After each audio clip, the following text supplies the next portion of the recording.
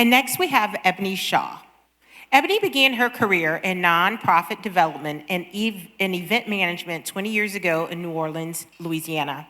Her wealth of experience encompasses planning of detailed, large-scale events for thousands to meetings for a few. She received a BS in finance from Xavier University of Louisiana, a master's in business administration with a concentration in marketing from the University of New Orleans, and a doctorate in business administration with a specialization in social impact management from Walden University. Please welcome Ebonee to our TEDx stage.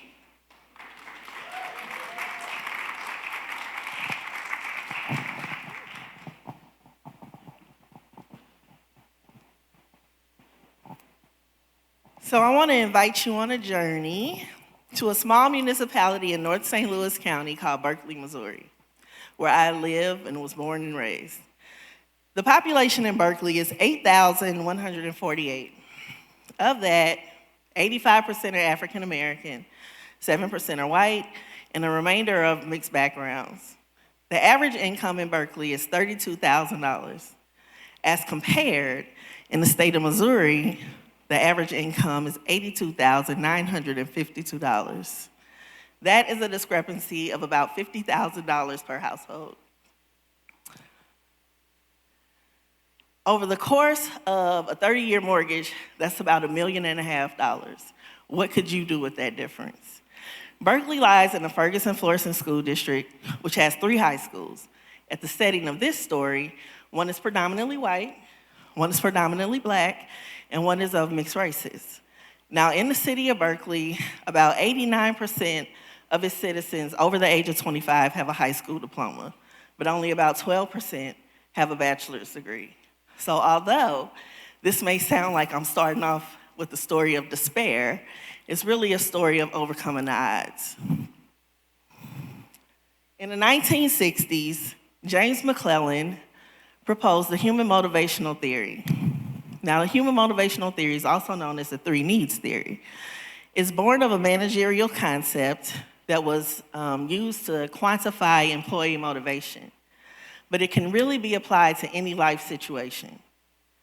So there are 3 dominant needs: the need for power, the need for affiliation, and the need for achievement. He proposed that if you could determine someone's dominant need, you can figure out how to motivate them and therefore keep them around you for longer. So we're gonna explore that theory using the city of Berkeley, but through the lens of people that I know. So the dominant need for power is most dominant in people that like to lead or take charge.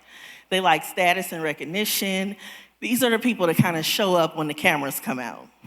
In your community, you can think of them as your police chiefs, fire captains, union presidents, board chairs, and perhaps elected officials. In my world, that was my mom. She was a guidance counselor at the predominantly white high school for over 30 years. However, she was a graduate of the predominantly black high school. She was an elected official in the city of Berkeley, and of course, we lived there. So her loyalties really lie in the 63134 zip code.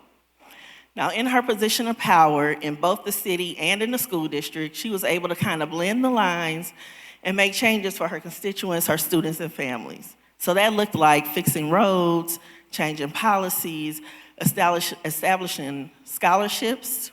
But she was also able to get the city to donate a house. And in the house, the Berkeley Youth Council was born. Now, the council was really started probably as a way to give me and my sister something to do. However, it quickly grew to include our family, cousins, neighbors, classmates, and it became a really big group. We did all kind of community projects. We ran the meetings ourselves using Robert's Rules of Order. We did beautification projects in the city. We were voluntold for every single city event that went on. We were trained to become junior police officers. We were trained in first aid and babysitting, and we even had entrepreneurial endeavors where we had parties at the Civic Center in conjunction with the radio station to have safe spaces for our friends to hang out at on the weekends. Now, people that have the dominant need for power are those that you might want to put in positions that's like your honorary chairs and co-chairs. You might want to elect them to lead the PTA or to lead any kind of board or commission that you have. That brings us to the need for affiliation. Now, the need for affiliation is mostly dominant in people that like to belong to great social circles. They are usually uncomfortable with uncertainty. They like group projects. They're okay with group decisions. In your community, you can think of some of those great social circles as like fraternities and sororities, commissions, the people that are in the PTA, that are on the board of directors. These are the people that really hold up the group so that you and support the mission. In my life, that was my dad. If we were doing superlatives, he would be most liked. And he was the assistant principal and later on building principal at the predominantly black high school, which was very unique because over 90% of the students were black, but they also had 3 principals and they were all black males, which was really significant in the lives of the students that were there. So I have heard so many stories about how he would pull students to the side, pour into them, have them reevaluate their friendship circles, have them reevaluate their activities outside of school, and really have them think about what life would look like beyond high school. There is a story I recall of him and the then building principal having a student that needed a parent's signature in order to graduate, but mom was in the hospital. So the two of them went to the hospital, met with mom, told her about the situation, got her signature, and they were able to move him back to the high school in time to graduate. Now, these are only the types of things that happen when you are very involved in your community. So because we lived there, my dad's students were also his neighbors. Now, both of my parents started teaching in the Kinloch School District, which was a neighboring municipality. So there's a great chance that any student they had, they also taught their parents, and therefore also know their grandparents, which made them this steady influence along their students' life path. So many people were born out of these Berkeley groups. And one, that Berkeley Youth Council group that I mentioned earlier, there are a number of us that have come out of there. We have serial entrepreneurs. We have a national TV and radio show host. One of us actually won a For Real Grammy. We have corporate executives, hospital executives, university professors, and elected officials. Did you know that in the United States, about 4.9% of the population have a doctorate degree or a professional degree? Of that 4%, only about 2% are African American women. So this is one of my favorite photos. This is from the hooding ceremony at my graduation, which was very peculiar, because they wouldn't give me enough tickets, so I threw my own graduation, where I could be the valedictorian, the class speaker, and everything. And this was actually at Berkeley High School.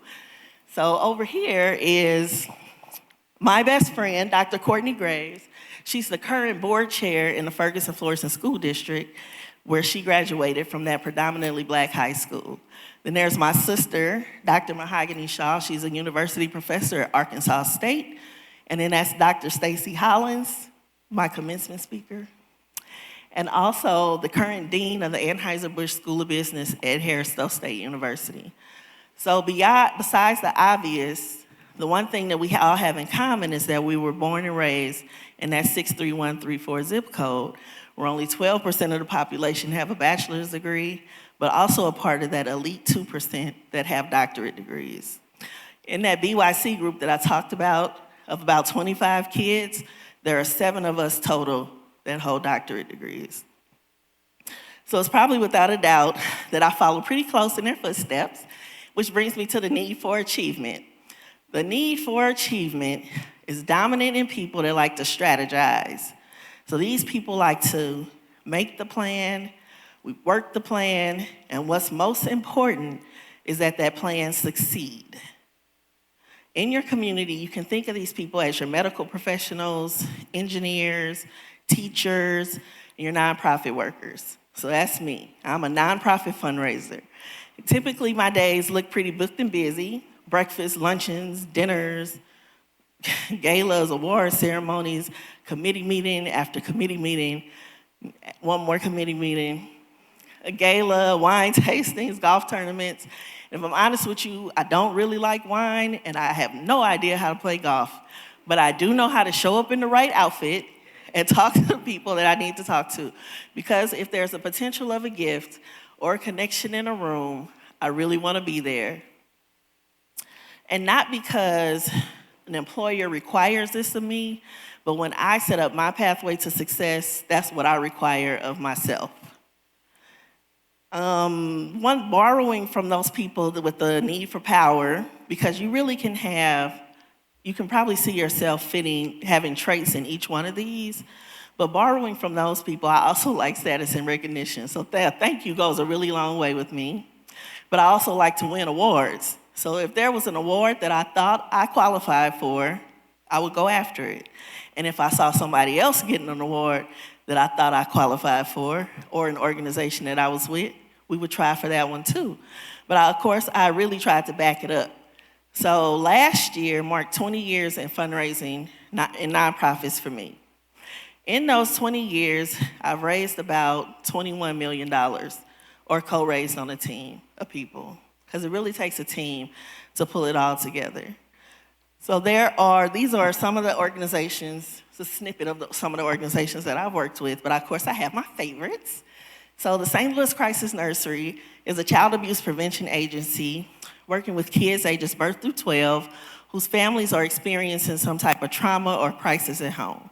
And that's not always a bad thing. Sometimes families just need a hand up. The Crisis Nursery is the model for committee-driven fundraising, meaning they're able to gather a group of people, get them excited about the mission, and fired up to hold up any goals. And success for them looks like about $5 million that they raise a year to support the families that come through.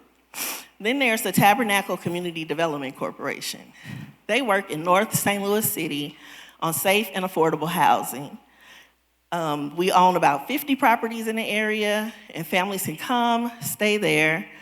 The rents are all under about $500. They get to stay there for 4 years, and they work through programs that hopefully lead to home ownership. Then my favorite one, which is not a lot of money, but it's probably the highlight of my career, is that I was on the board for 10 years at St. Martin's Child Center. St. Martin's was born in Kinloch, Missouri, but it sunset during COVID in Berkeley. So after taking care of the employees and the property, the board decided to endow a full ride scholarship at Harris Stowe State University for those kids that normally would come through St. Martin's. The idea being that if we can no longer see them at the beginning of their career, hopefully we can help them as they transfer into post-secondary education. We did that with a gift of $300,000. I have been involved with a lot of organizations from grassroots up to institutions that hold thousands of people. And as you can see, I have a hard time focusing on just one thing. So I'm usually involved in a lot of projects at one time. All was well until the bottom fell out. I got fired. It's not funny, but I laugh now.